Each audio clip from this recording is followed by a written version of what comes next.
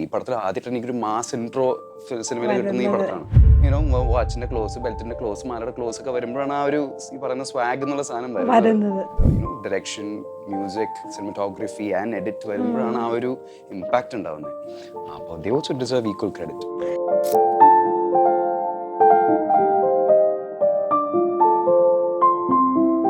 ഈ റെസ്ലിംഗ് ഉണ്ടെന്ന് പറഞ്ഞ ടെൻഷൻ ഉണ്ടായിരുന്നോ? റെസ്ലിംഗ് ടെൻഷനല്ല, എക്സൈറ്റഡ് ആണ് കൂടുതലും. Because I want to do this. അപ്പം എനിക്കത് ചെയ്യണമെന്നുണ്ടായുള്ള ഒരു ആഗ്രഹമുണ്ട്, ഒരു ഹങ്കർ ഉണ്ടായി. മമ്മൂക്ക ഡബ് ചെയ്യാൻ വന്നപ്പോ മമ്മൂക്ക ലാസ്റ്റ് സീൻ കണ്ട് ഈ മച്ചാന്റെ ഒരു സാധനം ഉണ്ട്, അതിലൊരു കിക്ക് ഉണ്ട്. അത് കണ്ടപ്പോ മമ്മൂക്ക പോസ് ചെയ്തിട്ട് ചോദിക്കണേ, ഈ മച്ചാൻ ശരിക്കുള്ള റെസ്ലർ ആണോ?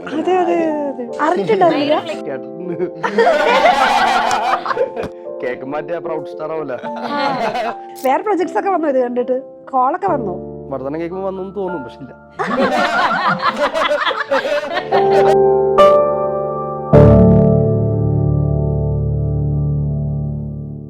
ഹലോ എവരി വൺ, ചത്ത പച്ച ടീം നമ്മുടെ കൂടെ ഉണ്ട്. വിജയത്തിളക്കവുമായിട്ട് നിൽക്കുകയാണ്.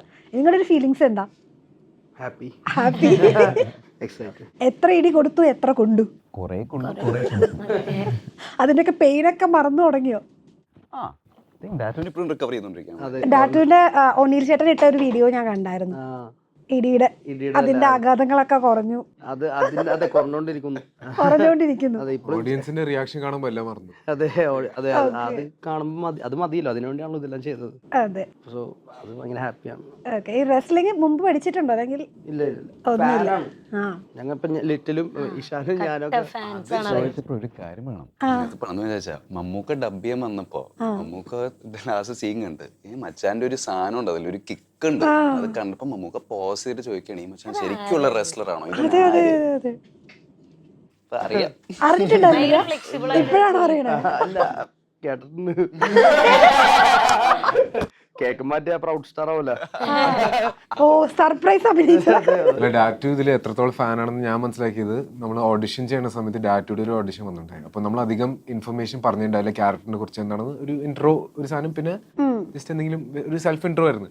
പുള്ളി അവിടെ ഒരു ഫുൾ റിങ് സെറ്റപ്പ് ചെയ്ത് ഫ്രണ്ട്സിന്റെ കൂടെ എല്ലാരും വിളിച്ച് പിന്നെ മൂവ്സ് ഒക്കെ ചെയ്യാൻ തുടങ്ങി അവിടെ. പിന്നെ അന്നൊട്ടേ നമ്മള് ഓക്കെ ഇയാളാണ് സൂപ്പർ എന്ന് തീരുമാനിച്ചത്. ഇത് വേണമെന്നുണ്ടായി, ഇങ്ങനെയെങ്കിലൊക്കെ വേണമെന്നുണ്ടായി. അപ്പൊ ഇത് ഇവരെ എങ്ങനെയെങ്കിലൊക്കെ ഇംപ്രസ് ചെയ്യണമല്ലോ, അതൊക്കെ ചെയ്ത് ലക്ലി ഈ ടീം എന്നെ ഇഷ്ടപ്പെട്ടു.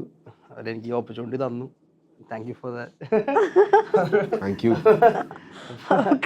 അങ്ങനെ ഇവിടെ ഇരിക്കുന്നു. അല്ല, ഈ റെസ്ലിംഗ് ഉണ്ടെന്ന് പറഞ്ഞ ടെൻഷൻ ഉണ്ടായിരുന്നോ? റെസ്ലിംഗ് ടെൻഷനല്ല, എക്സൈറ്റഡ് ആണ് കൂടുതലും. Because I want to do this. അപ്പം എനിക്കത് ചെയ്യണമെന്നുണ്ടായുള്ള ഒരു ആഗ്രഹമുണ്ട്, ഒരു ഹങ്കർ ഉണ്ടായി. അതാണ് ഞാൻ കൂടുതലും വിടാണ്ട് തന്നെ ചെയ്തുകൊണ്ടിരുന്നത്. അതിന് സപ്പോർട്ട് ചെയ്യാൻ വേണ്ടി ഇവരെല്ലാരും ഉണ്ട്. എന്റെ ചേട്ടന്മാരുണ്ട്, അർജുൻ ചേട്ടൻ, വിശാഖേട്ടൻ, റോഷൻ ചേട്ടൻ, എന്റെ കൂടെയുള്ള കൂടപ്പുറപ്പ് ടീംസ് ഉണ്ട്. ഇവരെല്ലാരും, ലിറ്റിലും ഇവരെല്ലാരും. അപ്പൊ ആ ഒരു സപ്പോർട്ട് സിസ്റ്റവും പിന്നെ നമ്മുടെ സനൂപേട്ടനും അദ്വൈതും ആനന്ദേട്ടനും ഇവരുടെയൊക്കെ ഒരു ബാക്കി പേര് ഞാൻ പറഞ്ഞിട്ടുള്ളത് എല്ലാരും ഉണ്ട്. ഇവരൊക്കെ കൂടെ തന്നെയാണ്. ഇവരൊക്കെ കാരണമാണ് നമ്മ എന്തെങ്കിലുമൊക്കെ അവിടെ ചെയ്തിട്ടുണ്ടോ, അതൊക്കെ ഇവരൊക്കെ കാരണം തന്നെയാണ്. ഇവര് പറഞ്ഞ തന്നെ കാര്യങ്ങളും ഇവര് നമുക്ക് തന്നെ ഓരോ ടീച്ചിങ്സ് ഒക്കെ തന്നെയാണ് ചെയ്യാൻ പറ്റിയത്. വേദികുട്ടി സ്കൂളിൽ പോയായിരുന്നോ? ഇത് കഴിഞ്ഞിട്ട് പോയിട്ടില്ല? എപ്പോഴാ പോണേ? നാളെ പോവും. ഓക്കെ, ഇനി അവിടെ ചെല്ലുമ്പോ പിള്ളേരെ വേറെ റോസമ്മാന്നായിരിക്കും വിളിക്കുക.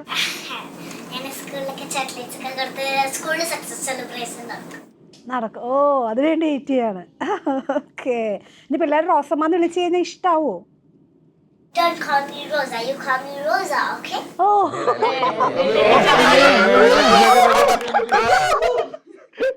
Don't call me Rosa. You can call me Rosa. കുഴപ്പമില്ല, കഴിഞ്ഞു പോയതാ, പ്രശ്നമില്ല.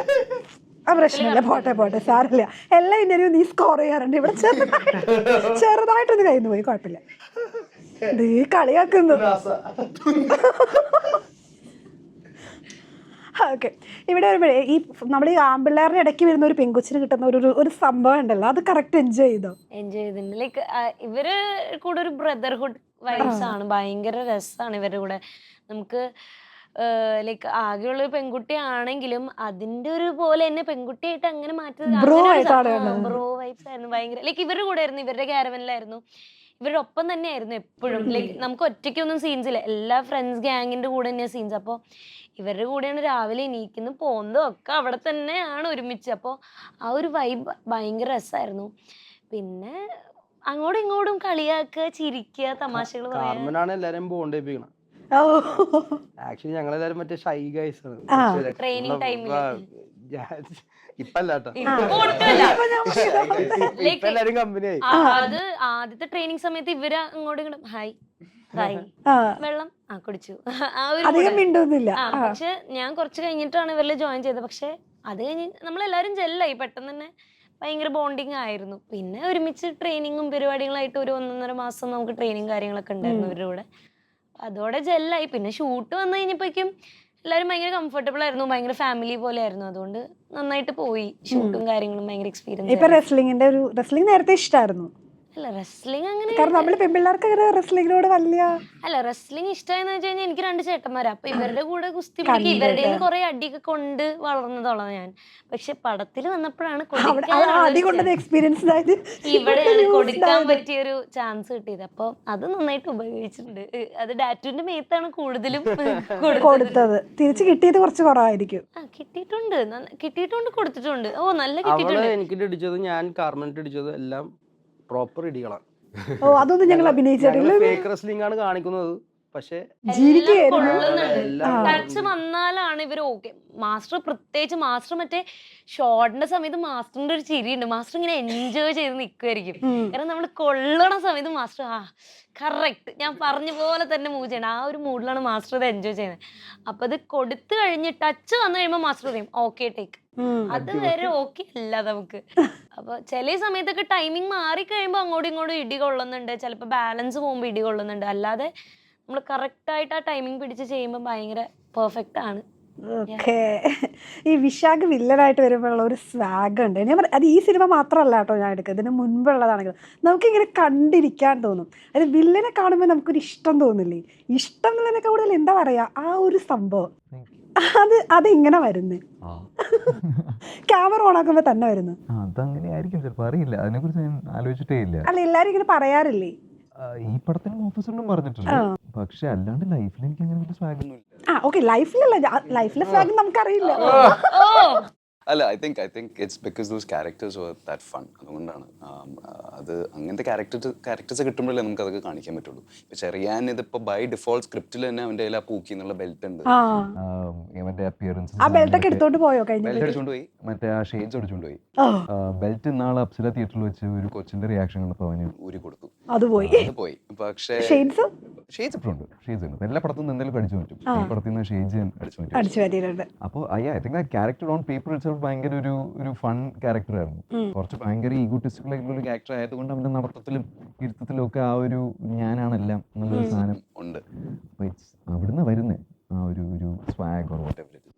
ഓക്കെ. അല്ല എല്ലാരും ഇങ്ങനെ പറയുമ്പോഴാണോ ആലോചിക്കുന്നത് ഓക്കെ ഇത്രയും സ്വാഗ് സംഭവമൊക്കെ അതിനകത്ത് വന്നോന്നാണ്? കാണുമ്പോൾ തന്നെ നമുക്ക് തോന്നാറുണ്ട്. അല്ല ഞങ്ങൾക്ക് തോന്നും സ്വന്തമായിട്ട്. ഇല്ല അത് നമ്മളത് സ്വാഗ് ആക്കണം എന്ന് ചെയ്യുമ്പോൾ അത് ആർട്ടിഫിഷ്യൽ ആവും. ഐ തിങ്ക് മൈൻഡിൽ സ്വാഗ് ഒന്നും ഇല്ലായിരുന്നു. ഇല്ല നമ്മൾ ആ പോയിന്റിൽ ആ മനുഷ്യൻ എങ്ങനെയാണോ അവൻ എന്ത് ചെയ്യണം, അല്ലെങ്കിൽ ആ ക്യാരക്ടർ എങ്ങനെയാണോ അങ്ങനെ നടക്കുക, അങ്ങനെ ഇരിക്കുക, അങ്ങനെ ചെയ്യുക, അത് മാത്രം അപ്പോഴായിരിക്കും. കാരണം നമ്മളത് ഫോഴ്സ് ചെയ്യാൻ നോക്കിയ ആ സാധനം കുറച്ച് ഓവർ ആവും. എസ്പെഷ്യലി ചെറിയനെ പോലത്തെ ഒരു ക്യാരക്ടർ ആകുമ്പോൾ കുറച്ച് ഇങ്ങോട്ടോ മാറി അത് ശരിക്കും പാളാൻ സാധ്യതയുള്ളൊരു ക്യാരക്ടറായിരുന്നു. അപ്പം അതിൽ അങ്ങനെ നമ്മൾ തന്നെ ഓക്കെ ഇതിൽ ഞാൻ തകർക്കണം എന്നൊക്കെ പറഞ്ഞ് പോയാൽ പിന്നെ ഓഫ് കോഴ്സ് ആനന്ദ് സി ചന്ദ്രനാണ് ഷൂട്ട് ചെയ്യുന്നത്. അപ്പൊ ഇൻട്രോ സീനൊക്കെ എന്നെ ആദ്യമായിട്ട് ഫ്രെയിമിൽ വെച്ച മനുഷ്യനാണ് ആനന്ദ് സി ചന്ദ്രൻ. അപ്പൊ ഈ പടത്തിൽ ആദ്യമായിട്ട് എനിക്കൊരു മാസ് ഇൻട്രോ സിനിമയിൽ കിട്ടുന്ന ഈ പടത്താണ്. അപ്പൊ അത് മാനന്തേട്ടൻ ഷൂട്ട് ചെയ്തപ്പോ വാച്ചിന്റെ ക്ലോസ്, ബെൽറ്റിന്റെ ക്ലോസ്, മാലയുടെ ക്ലോസ് ഒക്കെ വരുമ്പോഴാണ് ആ ഒരു ഈ പറയുന്ന സ്വാഗ് എന്നുള്ള സാധനം വരുന്നത്. അപ്പോൾ cinema is not a one man job. ഇവരൊക്കെ ഒരുമിച്ച് വന്ന് direction, music, cinematography and edit വരുമ്പോഴാണ് ആ ഒരു ഇമ്പാക്റ്റ് ഉണ്ടാവുന്നത്. അപ്പോൾ they also deserve equal credit. എനിക്ക് അതുപോലെ ഞാൻ ശ്രദ്ധിച്ചിട്ടുള്ള ഈ ഹോളിവുഡ് മൂവീസിന്റെ ഒരു രീതിയിൽ നമ്മൾ മലയാളം മൂവി എടുക്കുകയാണെന്നുണ്ടെങ്കിൽ പെട്ടെന്ന് നമുക്ക് കണക്ട് ചെയ്യുകയാണെങ്കിൽ പെട്ടെന്ന് ഒരു പേര് പറയാൻ പറഞ്ഞു കഴിഞ്ഞാൽ ഈസിലി വരാൻ പറ്റുന്ന എനിക്ക് അങ്ങനെ ഫീൽ ചെയ്തിട്ടുണ്ട്. ഐക്കോണിക് ആണ്. ഞാനിത് സെറ്റിലുള്ളപ്പോൾ ഞാൻ വിശാഖനോട് പറയുന്നു, വിശാഖ ഞാൻ ഐക്കോണിക് എല്ലാവരുടെ ലൈവ് കാണുന്നത് ഭയങ്കര രസം. ആളുടെ ചെറിയ മാനറിസംസ് അല്ലെങ്കിൽ ആളുടെ കറക്റ്റ് ആ ഒരു ചെറിയ ഇംപ്രോവൈസേഷൻസ് ഒക്കെ നമ്മളിങ്ങനെ പഠിക്കേണ്ട സാധനം. ആള് കറക്റ്റ് കറക്റ്റായിട്ട് ആ ഒരു സാധനം അവിടെ കൊടുക്കും. പിന്നെ ഓരോ ടേക്കിലും ഡിഫറെന്റ് സാധനങ്ങളാണ് കഴിയുന്നത്. ഇതൊക്കെ എവിടെ നിന്ന് വരുന്നു എന്ന് ചോദിച്ചിട്ടുണ്ടോ? അതൊക്കെ ക്യാമറ ഓൺ ആക്കുമ്പോ അറിയില്ല. പുള്ളി ഫുൾ ടൈം ചെറിയാനായിരിക്കും, ക്യാരക്ടറിലായിരിക്കും. പക്ഷെ പ്രിപ്പയർ ചെയ്യുവോ? ഒരു പോയിന്റ് വരെ നമ്മൾ പ്രിപ്പയർ ചെയ്യും, പക്ഷെ സെറ്റിലെത്തി കോസ്റ്റ്യൂം ഇട്ടാൽ പിന്നെ നമ്മളത് പിന്നെ അതിനെ കുറിച്ച് ആലോചിക്കരുത് എന്നാണ് എൻ്റെ ഒരു ഇത്. കാരണം നമ്മൾ ഈ സീൻ ഞാൻ ഇവിടെ വന്നിട്ട് ഇങ്ങനെ ഇരുന്ന് ഇങ്ങനെ നോക്കി പറയുന്ന പറഞ്ഞാൽ നമ്മളത് ആ മൂവ്മെന്റ് ഒന്ന് വിട്ടുപോകും. അപ്പൊ ഈ ഓരോ ടേക്കിലും എന്തെങ്കിലും പുതിയതൊക്കെ ചെയ്യുക അല്ലെങ്കിൽ എന്തെങ്കിലും ഫ്രഷ് ആയിട്ട് വരണമെങ്കിൽ ഷുഡ് ജസ്റ്റ് ലെറ്റ് ഗോ. ഇത് എന്താണ് സംഭവിക്കുന്നത്, oh my God Anand C ചന്ദ്രന്റെ ഷൂട്ടിംഗ് എന്നൊക്കെ പറഞ്ഞ് നമ്മൾ നിന്നാ, അല്ലെങ്കിൽ മമ്മൂക്കയാണ് ഇവിടെ നിൽക്കുന്നതെന്നൊക്കെ പറഞ്ഞ് നിന്നാ നമ്മൾ ഭയങ്കരമായിട്ട് ആ ഒരു സോണിലായി പോകുമല്ലോ. അപ്പൊ ആ പോയിന്റ് നമ്മളെല്ലാം മറന്ന് ചെയ്യുക എന്നുള്ളത് മാത്രമേ ഉള്ളൂ. ആള് ഓൾവേസ് റെഡിയാണ്. കാരണം നമ്മുടെ ഒരു സീനുണ്ട്, ഇഷാൻ ഫൈറ്റ് ചെയ്യണം, മാസ്ക് മാനായിട്ട് മുകളിൽ ഫൈറ്റ് ചെയ്യണ സമയത്ത് അവിടെ നിന്ന് ഒരു ട്രംപ് താഴെ വന്ന് വീഴുന്ന സമയത്ത് ആള് നേരത്തെ അവിടെ വാമപ്പ് ഒക്കെ ചെയ്ത് വെച്ചേക്കാം. കാരണം നമ്മൾ വിചാരിക്കുന്നത് എന്തിനാണോ നമ്മളവിടെ ബാക്ക് നമ്മള് റോഷനായിട്ട് പഠിച്ചിട്ടുണ്ട്. നമ്മള് റോഷനായിട്ടൊക്കെ നോക്കുമ്പോ വിശാഖ് നേരത്തെ അവിടെ സ്ട്രെച്ച് ചെയ്യുന്നു, വാമപ്പ് ചെയ്യുന്നത് എന്തിനാണ് മനസ്സിലാവില്ല. പക്ഷെ കറക്റ്റ് ഷോട്ട് വന്നപ്പോ ആ സാധനം വരുന്നു, ചേട്ടൻ കാലെടുത്ത് വെക്കുന്നു, ലൈക്ക് നമ്മളെല്ലാരും വണ്ടറെടുത്ത് നേരത്തെ പ്രിപ്പയർ ചെയ്ത സാധനം. അതിപ്പോ നമ്മള് ആ ഷോട്ടിൽ ഫസ്റ്റ് ടേക്കിൽ അത് സംഭവിച്ചില്ല. ഫസ്റ്റ് ടേക്കിൽ ആ ഡ്രം അവിടെ വന്ന് വീണു, okay. Second take in case ആ ഡ്രം കുറച്ചും കൂടെ അടുത്തേക്ക് വന്നാൽ ഇങ്ങനെ ഒരു സാധനം പിടിക്കാം. അപ്പൊ കിട്ടിയതാണ്. ഗുരുവാണ്. അല്ല, അതാണ് സിനിമയുടെ ഒരു ബ്യൂട്ടി. കാരണം അതേ സമയത്താണ് ആ ഡ്രമ്മിന് കറക്റ്റ് കാലിന്റെ അവിടെ വന്നും ചെയ്തു, പുള്ളി പ്രിപ്പയർഡും ആണ്, കാല് അവിടെ വെച്ചപ്പോ ഒരു സ്പോട്ട് ഇംപ്രവൈസേഷൻ എന്നൊക്കെ പറയണ സംഭവം. ഓക്കെ, എനിക്കൊന്നും അറിയില്ല, ഭയങ്കര സിമ്പിൾ ആയിട്ട് ഇതൊന്നും അറിയില്ല. ഓക്കെ, ലിറ്റിൽ ഞാനാണെന്ന് അറിഞ്ഞ മൊമെന്റ് എങ്ങനെയുണ്ടായിരുന്നു? ലിറ്റിൽ ഞാനാണെന്ന് ഫസ്റ്റ് റിവീൽ ചെയ്തൊരു സമയം ഉണ്ടാവും. ഞാനല്ല, അല്ലല്ല, ഇഷാൻ ലിറ്റിൽ ഞാനാണെന്ന് അറിഞ്ഞ ഒരു മൊമെന്റ്. ആക്ച്വലി കുറച്ച് നേരത്തെ നടന്നൊരു സംഭവമാണ്. കാരണം ഞാൻ റൈറ്റിംഗ് തൊട്ട് ഞാനുണ്ട് ഈ പ്രോജക്റ്റിൽ. അപ്പൊ എനിക്ക് കൂടെ ഡെവലപ്പ് ചെയ്യാൻ പറ്റി. സനുപേട്ടന്റെ ഒരു ഹെൽപ്പും അദ്ദേഹത്തിന്റെ ഹെൽപ്പും കൊണ്ട് ഞാൻ ഈ ക്യാരക്ടറിന്റെ നുവാൻസസും ബോഡി ലാംഗ്വേജ് അന്ന് തന്നെ പ്രിപ്പയർ ചെയ്യാൻ തുടങ്ങിയിട്ടുണ്ട്. പിന്നെ അവസാനം നമ്മൾ ഷൂട്ടിലോട്ട് വരുമ്പോൾ എന്തായാലും എത്ര പ്രിപ്പയർ ചെയ്താലും ഒരു നെർവസ്നെസ് ഉണ്ടാവും, ഒരു ആങ്സൈറ്റി ഉണ്ടാവും. അപ്പോൾ 2-3 ദിവസം എടുത്ത് ഈ ഒരു ക്യാരക്ടറിസ്റ്റിക് ശരിക്കും കിട്ടാൻ. പിന്നെ ആക്ച്വലി എൻ്റെ ഫസ്റ്റ് ഡേ തന്നെ ഷൂട്ട് ഉണ്ടെന്ന് പറഞ്ഞിട്ട് ഞാൻ കോസ്റ്റ്യൂം ഇട്ട് വെയിറ്റിംഗ് ആയിരുന്നു. പിന്നെ 5 മണി 6 മണിക്ക് ആയി ഷൂട്ട് ഉണ്ടാവില്ല എന്ന് വിചാരിച്ചാണ്. അവസാനം ആനന്ദായിട്ട് പറഞ്ഞ് കുഴപ്പമില്ല, അവിടെ ഒരു സാധനം ഉണ്ട്, ബോട്ട് എടുക്കുക, ബോട്ടിൻ്റെ സീൻ എടുക്കുക, പെട്ടെന്ന് വാ, ലൈറ്റ് എല്ലാം റെഡിയാണ്, അവിടെ പോകാമെന്ന്. അപ്പോൾ ഞാൻ ഇല്ലയെന്ന് വിചാരിച്ചിട്ട് എൻ്റെ പ്രിപ്പറേഷൻ എല്ലാം പോയി. പിന്നെയാണ് പെട്ടെന്ന് വിളിച്ചപ്പോൾ ഇപ്പോൾ എനിക്ക് അന്ന് ടെൻഷനാണ്. എങ്ങനെയൊക്കെയോ അത് ചെയ്ത്, പക്ഷെ പയ്യെ 3rd or 4th ഡേ ക്യാരക്ടറിൻ്റെ ഒരു സാധനം കിട്ടി. അത് കഴിഞ്ഞിട്ട് ഓക്കെയാണ്. പക്ഷെ ക്യാരക്ടറിലേക്ക് കേറാൻ ഇച്ചിരി പാടായിരുന്നു. എല്ലാ സിനിമയിലും അങ്ങനെയാണ് എനിക്ക്. മീൻസ് പാടുന്നല്ല, ഒരു ടെൻഷൻ ഉണ്ടാവുമല്ലോ, ഫ്രീ ആയിട്ട് പ്രോപ്പർലി ചെയ്യാൻ പറ്റൂലായിരിക്കും. പക്ഷെ ഒരു 2-3 ദിവസം കഴിഞ്ഞാൽ പിന്നെ ഓക്കെയാണ്. അതുപോലെ തന്നെയാണോ ക്യാരക്ടർ ഇറങ്ങി പോകാനും സമയം എടുക്കും? ഇപ്പോഴും ഇതാ ലിറ്റിലിന്റെ ചെയിനിപ്പ് ഇട്ടുകൊണ്ടിരിക്കുകയാണ്. അപ്പോൾ ഞാൻ പോകുന്ന വരെ ലിറ്റിൽ എന്റെ എവിടെയോ ഉണ്ടാവും. അല്ല, എല്ലാ ക്യാരക്ടേഴ്സും അങ്ങനെയാണ്, നമ്മളെ ഹോണ്ട് ചെയ്ത് കൂടെ ഇങ്ങനെ കുറച്ച് നാൾ ഹോണ്ട് ചെയ്യുന്നില്ല, നമ്മൾ കണക്ട് ആവുമല്ലോ. അത് എനിക്ക് മാർക്കോടെ വിക്ടർ ആണെങ്കിൽ പോലും ഒരു കണക്ഷൻ ഉണ്ടാവും. എനിക്കൊരു എംപത്തി ഉണ്ടാവും, അത് എപ്പോഴും ഉണ്ടാവും. ലിറ്റിലും ഫോർ ലൈഫ്, ഞാനും ലിറ്റിൽ ഇങ്ങനെയാണ്. എപ്പോഴും നമ്മുടെ കൂടെ അങ്ങനെ തന്നെ ഉണ്ടാവും. ഇവിടെ ക്യാരക്ടറിന് വേണ്ടിയിട്ട് എന്തൊക്കെ പ്രിപ്പറേഷൻസ് നടത്തി? റെസ്ലിംഗ് അല്ലാതെ ഞാനോ? അത് കൗണ്ടേഴ്സ് നമ്മൾ ഭയങ്കരമായിട്ട് ശ്രദ്ധിച്ചൊരു സംഭവം, കറക്റ്റ് ആയിട്ട് ആ സംഭവം വർക്ക് ആയിട്ടുണ്ട്. അത് നമ്മൾ ഫ്രണ്ട്സിന്റെ ഇടയ്ക്ക് ഇങ്ങനെ സംസാരിച്ച് വരുന്ന ആ ഒരു എൻ്റെ ഒരു ഫസ്റ്റ് മൂവിയിൽ എനിക്ക് ഒരു അടിപൊളി ഡയറക്ടറും റൈറ്ററും പ്രൊഡ്യൂസറും ഇങ്ങനത്തെ ടീമിലൊക്കെ കിട്ടി. അപ്പോൾ എന്താ സംഭവം വെച്ചാൽ എനിക്ക് സ്ക്രിപ്റ്റ് തന്നവർ നേരത്തെ തന്നെ. അപ്പോൾ അതിലെനിക്ക് വായിച്ച് പഠിക്കാൻ പറ്റി. അപ്പോൾ എൻ്റെ ഇപ്പോൾ ഈ സൂപ്പർ എന്ന് പറഞ്ഞ ക്യാരക്ടറുണ്ട്, കടൽക്കൊമ്പൻ എന്നുള്ള റെസ്ലറും ഉണ്ട്. അപ്പോൾ എനിക്ക് എന്തൊക്കെ കൊണ്ടുവരാം, അല്ലെങ്കിൽ എനിക്ക് ഇംപ്രവൈസ് ചെയ്യാനുള്ള ഫ്രീഡം തന്നിട്ടുണ്ട്. നമുക്ക് എന്തെങ്കിലും ഇപ്പോൾ സെറ്റിലായാലും സെറ്റിന് മുമ്പായാലും എനിക്ക് എന്ത് ഡൗട്ട് വേണമെങ്കിലും അദ്വൈതിനോടും സനുപേട്ടനോടും ചോദിക്കുക. അവരത് കേട്ടിട്ട് കൊള്ളാം ചെയ്തോ എന്ന് പറയും, അല്ലെങ്കിൽ കൊള്ളൂല ചെയ്യണ്ട പറയും. അപ്പോൾ ഇവർ രണ്ടുപേരും എപ്പോഴും ഹെൽപ്ഫുൾ ആയിരുന്നു. ഇവരോടൊപ്പം ഞാൻ ഇപ്പോൾ ഈ ക്യാരക്ടർ എങ്ങനെയാണ്, ഒരു കൊങ്കണി ഗായ ആണെങ്കിൽ കൊങ്കണി പഠിച്ചിട്ട് ഉള്ള ഡയലോഗ്സ് പ്രോപ്പറായിട്ട് ചെയ്യാൻ പറ്റും, അത് ചെയ്യാം. കൊങ്കണിയൊക്കെ കട്ടായി പോയിരുന്നാലും സൂപ്പറിന് വേണ്ടി. പിന്നെ കടൽക്കൊമ്പന് ഇതിനു വേണ്ടി കുറച്ച് WWE ഞാൻ ഫാനാണല്ലേലും അതല്ലാണ്ടും പിന്നെ കുറെ മാനറിസംസും കുറച്ച് സിഗ്നേച്ചർ മൂവ്സ് ഒക്കെ ഒരു രീതിയിൽ ഉണ്ടാക്കാൻ പറ്റി.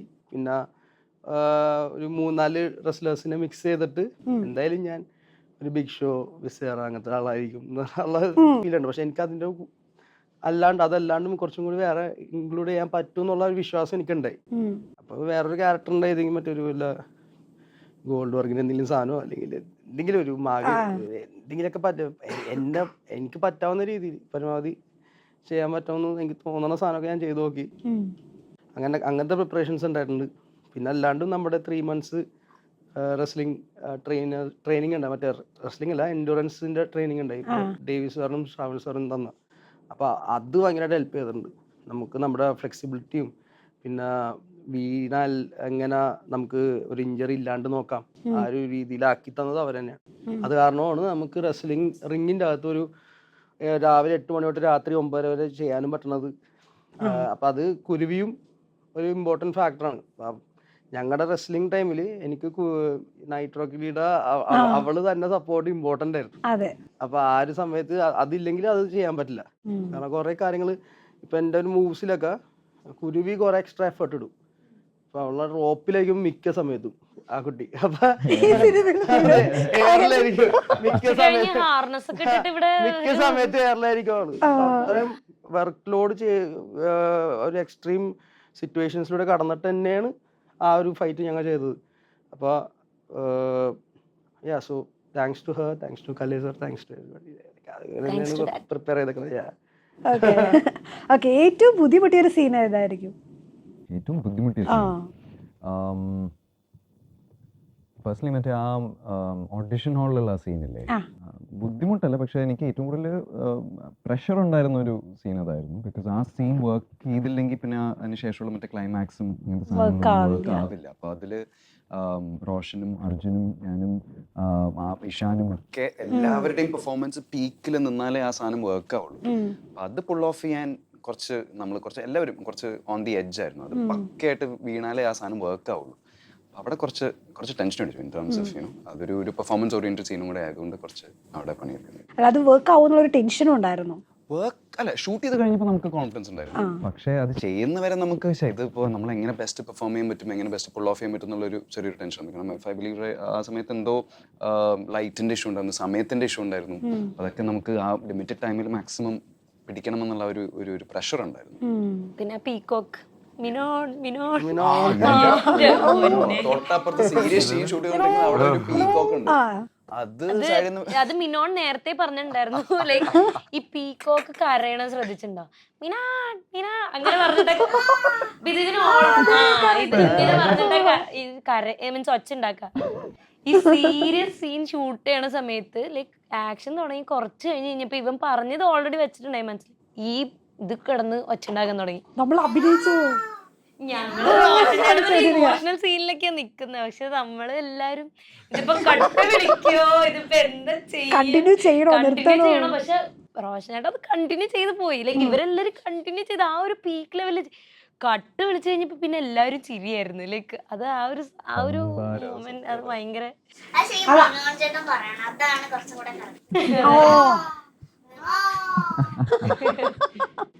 അല്ല ആക്ച്വലി കട്ട് വിളിക്കാൻ നിങ്ങൾ പ്രതീക്ഷിച്ച് നിൽക്കുമായിരുന്നു ആ സമയത്ത്? നമ്മളിത് കേട്ട് അവനെ കളിയാക്കിക്കൊണ്ടിരിക്കുകയാണ്, നമ്മൾ ചിരിച്ചുകൊണ്ടിരിക്കുകയാണ്. ടേക്കിന്റെ ഇടയിൽ ഈ സാധനം റണ്ണിങ് ആണ്. ഒരിക്കലും ഫോക്കസ് ഓക്കെ. നിങ്ങൾ ഏറ്റവും കൂടുതൽ ചിരിച്ച ഒരു സീൻ ഏതായിരിക്കും ഷൂട്ട് ചെയ്യുന്ന സമയത്ത്? ഷ്യാംചാടിന്റെ സീൻസ് ഒക്കെ ഷ്യാംചാടിന്റെ കുറെ കോമഡി വർക്ക് കോമഡി സീൻസ് ഒക്കെ കണ്ടിരിക്കും. അങ്ങനെ റീടേക്ക് പോയിട്ടുണ്ടോ ചിരിച്ചിട്ട്? അങ്ങനെ നിങ്ങൾ തന്നെ ചെയ്യുമ്പോ ചിരിച്ചിട്ട്? ഞങ്ങളുടെ റെസ്ലിംഗ് സമയത്തൊക്കെ കുറെ കോമഡി ഒക്കെ ഉണ്ടായിട്ടുണ്ട്. പക്ഷെ അത് പറയല്ലേ, ഒരെണ്ണം പറഞ്ഞ. എനിക്ക് ഒന്നൊരു സാധനം കളർ കാക്കയുടെ ഒരു സാധനം, ഒരു സീരിയസ് സീനാണ്. വിശാഖ് ഇപ്പോ നമ്മുടെ സാവിയോയുടെ ഹൗസിലാണ് നടക്കുന്നത്. അപ്പൊ ഒരു സീരിയസ് സീനാണ്. പക്ഷെ വിശാഖ് എല്ലാം ഓൺ ദ സ്പോട്ട് ആണല്ലോ, എന്താ ചെയ്യാൻ പോണെന്ന് ഒരു ഐഡിയ ഇല്ല. അപ്പൊ ഞാനും അർജുൻ ഇങ്ങനെ ഇരിക്കുന്നുണ്ട്. പിന്നെ അതെ ബ്രാൻഡി ഔട്ട് എന്ന് പറഞ്ഞൊരു പാരറ്റ് ഉണ്ട് അവിടെ. അപ്പൊ ഈ സാധനം കണ്ടപ്പോ പുള്ളി ബാക്കിൽ നിന്ന് ഈ കളർ കാക്ക പിന്നെ കയ്യത് പോയി നിർത്താൻ പറ്റില്ല. ടേക്ക് പോയാലും ആ സീരിയസ്നെസ് അങ്ങ് പോയി. പിന്നെ അത് സീൻ മറ്റേ സീൻ ഷൂട്ട് ചെയ്തപ്പോഴെല്ലാം ലൂസ് ചെയ്തില്ല. ഇവളെ മറ്റേ കെട്ടിപ്പിടിച്ച് ഓ അതിൽ കുറെ അതില് കുറെ ചിരിച്ചായിരുന്നു. iconic സാധനമാണ്. മറ്റേ ഇവളെ റോഷൻ ചേട്ടനെ കൺവിൻസ് ചെയ്യുന്ന ഒരു സാധനം ഉണ്ടല്ലോ ഓക്കെ ആ സമയത്ത്. പിന്നെ ശ്യാം ചേട്ടൻ ആ സമയത്ത് റോഷൻ ചേട്ടന്റെ അടുത്ത് മെഷർമെന്റ് എടുക്കും. അതൊന്നും നമ്മൾ വിചാരിച്ചില്ല. ഓക്കെ അന്ന് ഇതിങ്ങനെ മെഷർമെന്റ് കട്ട് വിളിച്ചു കഴിഞ്ഞപ്പോ ഞങ്ങൾ ഭയങ്കര ശരിയായിരുന്നു ആ സീനിലൊക്കെ. ഓക്കെ, അതൊക്കെ കയ്യിൽ നിന്ന് സ്പോട്ടിൽ വരുന്നതാണല്ലേ. ഓക്കെ, ഈ വിശാഖിന്റെ കൂടെ നിൽക്കുന്ന സമയത്ത് എന്ത് കയ്യിൽ നിന്ന് ഇടുന്നുള്ള ഒരു ടെൻഷൻ നമുക്ക് എപ്പോഴും ഓപ്പോസിറ്റ് നിൽക്കുന്ന ആക്ടേഴ്സിന് ഉണ്ടാവും. ടെൻഷൻ അല്ല, നമുക്കൊരു സർപ്രൈസിങ് എലിമെന്റ് ആണല്ലോ. അപ്പം നമ്മളും റെഡി ആയിരിക്കണം. മീൻസ് പുള്ളിയുടെ നമ്മളാണല്ലോ റെസ്പോണ്ട് ചെയ്യേണ്ടത്. അപ്പോൾ പുള്ളി എന്ത് ചെയ്യും എന്നുള്ളൊരു ഇതുണ്ടല്ലോ. പിന്നെ നമ്മൾ കൂടെ ജഗതി സാറിനെയൊക്കെയാണ് ഇങ്ങനെ പറഞ്ഞു കേട്ടേക്കുന്നത്. അല്ല, പിന്നെ കൂടെ നിൽക്കുന്ന സീൻസ് മാത്രമല്ല, പുള്ളിയുടെ സീനാണെങ്കിൽ പോലും നമ്മളെല്ലാവരും യൂഷ്വലി സീനില്ലാത്ത സമയത്ത് ക്യാരവാനിലാണല്ലോ. പക്ഷേ വിശാഖ അഭിനയിക്കുകയാണെങ്കിൽ ഇത് ഞാൻ ഓവറായിട്ട് പറയണല്ലോ കേട്ടോ, സത്യമായിട്ട് നമ്മളെല്ലാവരും ക്യാമറയുടെ മുമ്പിലായിരിക്കും. മീൻസ് മോണിറ്ററിന്റെ അവിടെ ആയിരിക്കും. ഇനി വിശാഖ എന്താ ചെയ്യാൻ പോകണമെന്ന്. പിന്നെ അടുത്ത ടേക്ക് കംപ്ലീറ്റ്ലി ഡിഫറൻസ് ആയിരിക്കും. അപ്പൊ നമുക്ക് എല്ലാവർക്കും ഒരു ലേണിംഗ് എക്സ്പീരിയൻസ് ആണല്ലോ അത്. അത് ഇങ്ങനത്തെ ഒരു സെറ്റ് ആയതുകൊണ്ട് മാത്രം കേട്ടോ, എല്ലാ പടത്തിലും നമുക്കൊന്നും ചെയ്യാൻ പറ്റില്ല. അതിപ്പോ ഇവരൊക്കെയാണ്, അദ്വൈതാണ്, ഷിഹാനാണ്, ആനന്ദേട്ടനാണ്, സ്പേസ് തരും നമുക്ക്. അപ്പോൾ അവരെന്നെ നമ്മളെ എൻകറേജ് ചെയ്യും.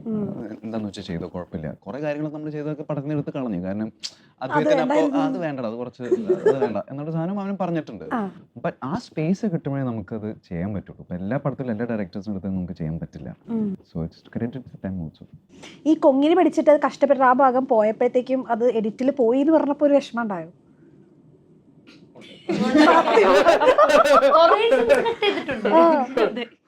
വിഷമം ഇപ്പൊ കട്ട് ചെയ്ത സീൻസിനൊക്കെ ഉറപ്പായിട്ടല്ല വിഷമമുള്ള. പക്ഷേ കൊങ്ങിനി പഠിച്ചതിൽ കഷ്ടപ്പെട്ടിരുന്ന് പഠിച്ചു. ആണോ? എന്തെങ്കിലും ഒന്ന് പറഞ്ഞേ, എന്തെങ്കിലും ഡയലോഗ് പറഞ്ഞേ. അയ്യോ ഇപ്പൊ ചോദിച്ചു നോക്കട്ടെ. അമ്മയ്ക്ക് സമ്മേജാമാ ഇന്താവല് രക്ഷപ്പെട്ട് ചത്തോളൂ. കൊറേ തവണ ഇതിരുന്ന് പറഞ്ഞു.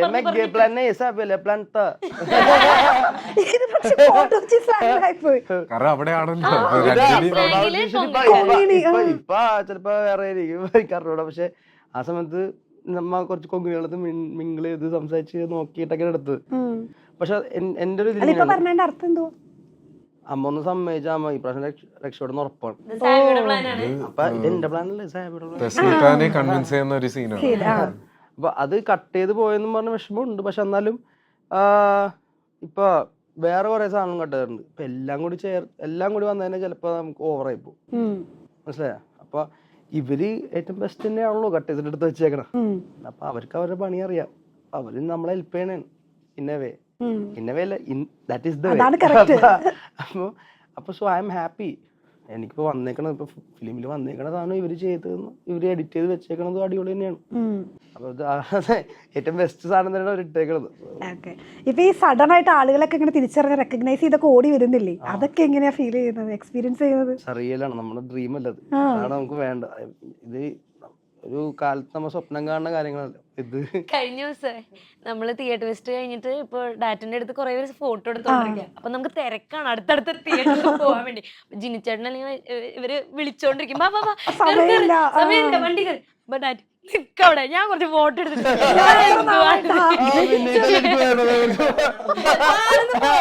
അങ്ങനെ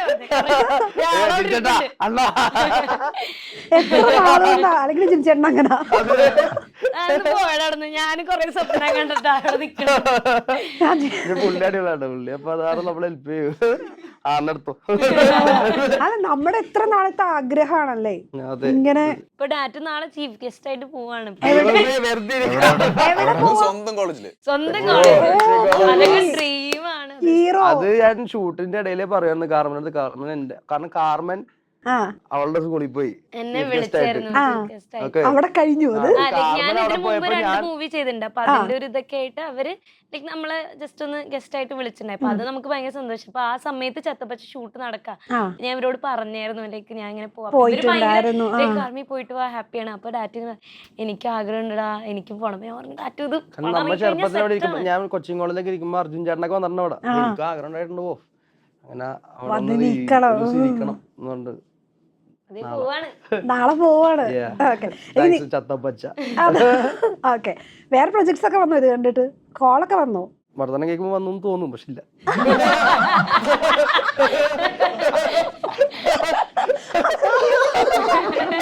അല്ല, ഇത്രയും അപ്രീസിയേഷൻ കിട്ടിയിട്ട് വിളിച്ച് അപ്രീസിയേറ്റ് എന്താ പറയാ, അപ്രീസിയേഷൻ പറഞ്ഞ് പറയാൻ കിട്ടില്ല, അഭിനന്ദിച്ച. ഓക്കെ, അങ്ങനെയുള്ള ഏതെങ്കിലും സെലിബ്രേറ്റീവ് അല്ലെങ്കിൽ ഭയങ്കര ഓർത്ത് വെക്കാവുന്ന ആരെങ്കിലും ഉണ്ടോ? അടിപൊളിയായിരുന്നു ഡാട്ടുവിന്റെ. അത് കുറെ പേരുണ്ട്. ആദ്യം തന്നെ വിശാഖേട്ടനും റോഷൻ ചേട്ടനും അർജുൻ ചേട്ടനും.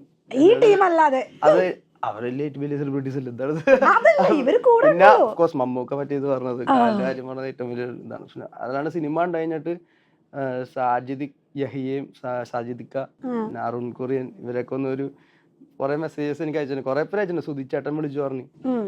ഇവരുടെ ഞാൻ ഭയങ്കര വാല്യൂ ആണ് അവരുടെ ആ ഒരു റിവ്യൂ അല്ലെങ്കിൽ നമുക്ക് തരുന്ന ഒരു അപ്രിസിയേഷൻ എനിക്ക് ഭയങ്കര ഒരു വലിയ കാര്യമാണ്. അപ്പൊ അത് അവർ തന്നത് ഞാൻ മറക്കൂല. നല്ല അടിപൊളി സാധനമാണല്ലോ അവർ പറഞ്ഞു തന്നെ എനിക്ക്. ഓക്കെ, അപ്പൊ അതിന് നിങ്ങൾ ഫോൺ നോക്കിയോന്ന് അറിയില്ല, കുറച്ച് നേരത്തെയാണ് നമ്മുടെ മൂവി 25 crore-ലേക്ക്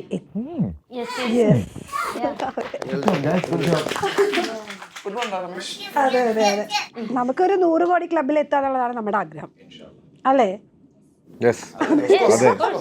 ഓക്കെ, എടാ കാർമെൻ തന്നെയാണ് പേര്. കാർമെലിലെ എല്ലാം മാറി കാർമെൻ എന്നാണ് ആണ്. ഞാൻ ഈ പേര് കേട്ടപ്പോ ആലോചിച്ച ഇങ്ങനെ ഒരു പേരിന് എന്തെങ്കിലും പ്രത്യേകിച്ച് അർത്ഥം? ഇത് പപ്പ പണ്ട് മെക്സിക്കോയിലാ വർക്ക് ചെയ്തപ്പോ അവിടുത്തെ സ്ഥലത്തിന്റെ പേരാണ്.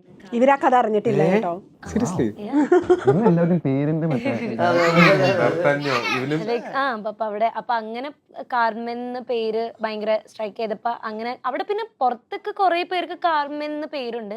പിന്നെ കാർമെലീത്ത മാതാവ്, ബൈബിളിൽ അങ്ങനെ കാർമെൽ മൗണ്ട്, അപ്പൊ അതിന്റെ ഒക്കെ ഒരു ഷോർട്ട് ഫോം ആണ് കാർമെൻ. അപ്പൊ എന്റെ മുതുചേട്ടന്റെ പേര് സെഡ്രിക് എന്നാണ്. അപ്പൊ അങ്ങനെ ലൈക് ഡിഫറെന്റ് പേര് ഇടണം എന്ന് അപ്പൊ ആഗ്രഹം ഉണ്ടായിരുന്നു. അപ്പൊ അതുകൊണ്ട് കാർമെൻ എന്ന് ഇട്ടു. ഓക്കെ, ഞാൻ വിചാരിച്ചു ഇനി എല്ലെങ്ങാനും മാറിപ്പോയിട്ട് അങ്ങനെ വന്നു പോയതാണ് പേര്. ഓക്കെ, അപ്പൊ ഇനി നെക്സ്റ്റ് ഒരു 5 years കഴിഞ്ഞാൽ നിങ്ങളുടെ ഒരു പ്ലാൻ, നിങ്ങൾ എവിടെ വിശാഖ് നായർ എവിടെ എത്തിയിട്ടുണ്ടാവും മലയാള സിനിമയിൽ? അതെനിക്കറിയില്ല, ഒന്നും പറയാൻ പറ്റില്ല. പ്ലാൻ ഇല്ല. അങ്ങനെ പ്ലാനൊന്നുമില്ല, പ്ലാൻ ചെയ്തിട്ട് കാര്യമില്ല. ഡാട്ടു പറയൂല. അതെ, അങ്ങനെയാണെങ്കിൽ 5 വർഷം കഴിയുമ്പോ ഈ ഇന്റർവ്യൂ എടുത്ത് അത് വെച്ച് നമുക്ക് നോക്കായിരുന്നു. അന്ന് പ്രെഡിക്റ്റ് ചെയ്തായിരുന്നു 5 വർഷം കഴിയുമ്പോ ഞാൻ ഉണ്ടാവില്ല അവിടെ, അല്ല ഈ ഫീൽഡിൽ ഉണ്ടാവില്ല, ചത്തുവോന്നല്ല, ഈ ഫീൽഡിൽ ഉണ്ടാവില്ല. ഓക്കെ, അപ്പോ ഓഫ്കോഴ്സ് വലിയൊരു ആക്ടറാണ്, നല്ലൊരു ആക്ടറാണ്. ആൾക്കാര് നല്ല പെർഫോമൻസ് ചെയ്യണ ഒരു ആക്ടറാണെന്ന് അറിയപ്പെടണം, ആണ് ഏറ്റവും ഇമ്പോർട്ടന്റ്. പിന്നെ ഒരു മൂവിയെല്ലാം ഡയറക്റ്റ് ചെയ്യാൻ പറ്റുമെങ്കിൽ അതും ഡയറക്ടറൊക്കെ ആയിട്ട് കാണണം. ഓക്കെ, ഇഷാൻ, എനിക്ക് നാളെ എന്താ ചെയ്യാൻ പോണെന്ന് ഒരു ഐഡിയ ഇല്ല. ഞാൻ ഒന്നിനെ പറ്റി അല്ല, എനിക്ക് ഫോർ എക്സാമ്പിൾ 2 വർഷം മുന്നേ മീൻസ് ഈ നല്ല സിനിമകളിൽ ഭാഗമാകാൻ പറ്റുമെന്ന് എനിക്ക് തോന്നിയിട്ടുണ്ടായില്ല. അപ്പോൾ മീൻസ് അധികം ഒന്നും പ്ലാൻ ചെയ്യാതെ ഭയങ്കര ഓർഗാനിക്കലി സംഭവിച്ച ഒരു കരിയറാണ് ഇതുവരെ. അപ്പോൾ 5 വർഷം ശേഷം മീൻസ് നല്ല ഡയറക്ടേഴ്സിനോട് വർക്ക് ചെയ്യുക, നല്ല പ്രൊഡക്ഷൻ ഹൗസസിനോട് വർക്ക് ചെയ്യുക, അത്രേ ഉള്ളൂ. ബാക്കിയെല്ലാം കയ്യിലും എല്ലാം അങ്ങനെ പോട്ടെ. അപ്പൊ നമ്മൾ പറഞ്ഞ പോലെ ഇനി നമ്മുടെ സിനിമ 5 വർഷം കഴിഞ്ഞാൽ എവിടെ ആയിരിക്കും? റോസമ്മ എവിടെയായിരിക്കും? ഇപ്പൊ എത്ര ക്ലാസ്സിലാ? 1ൽ, 2nd, അപ്പൊ 7th-ലായിരിക്കും. സ്കൂളിൽ തന്നെയാണ്. ശരി, 10 വർഷം കഴിഞ്ഞിട്ട് +1 പഠിക്കുമായിരിക്കും. +1-ലായിരിക്കുള്ളൂ അല്ലേ? ശരി, മോട്ടിവേഷൻ പ്രൊഡ്യൂസർ ആയിക്കഴിഞ്ഞാൽ ഇതിനകത്ത് ആരെ സിനിമയിൽ അഭിനയിപ്പിക്കുക? ഈ ഇരിക്കുന്നതിനകത്ത് ഒരാളെ സെലക്ട് ചെയ്യാം, ഒരാളെ.